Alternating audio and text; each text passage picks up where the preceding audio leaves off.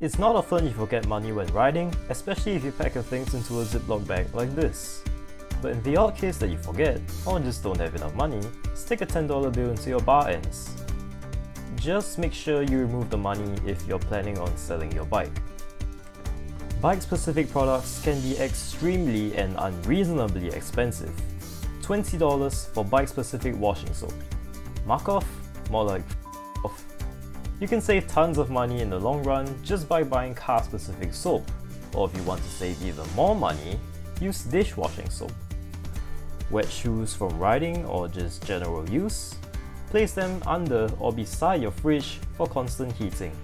They should dry within a couple hours. If you occasionally ride on the pavements, it's a good idea to have a bell, but bells are kind of ugly and ruin the look of your bike, so why not just stick it on your helmet? If you're a mountain biker and don't have a dropper post, sending it down a hill can be quite terrifying if you can't get your weight to the back of your bike. To solve this, most people just lower their saddle by a few centimeters to get a perfect balance of being able to send it downhill without looking like an absolute noob on the climbs. But if you're very picky with your seat post height like me, you might find that if you raise your saddle back up after your ride, it might be too high or too low. To solve this, just use a permanent marker and draw a dot where your seat post clamp would be. I use tape on my road bike as I hardly adjust my saddle.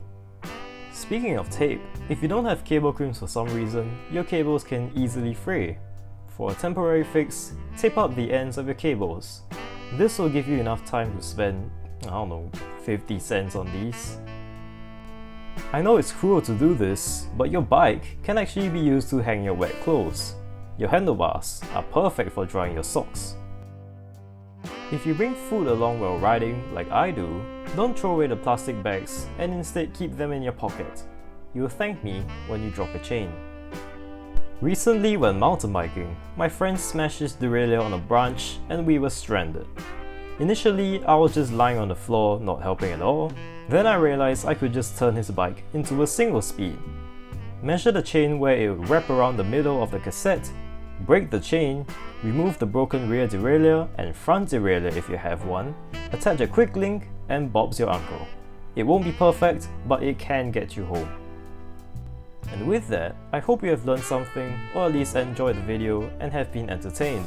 These quote-unquote hacks were learned from my 2 years of riding. And as always, I'll see you guys next time. Good night everybody.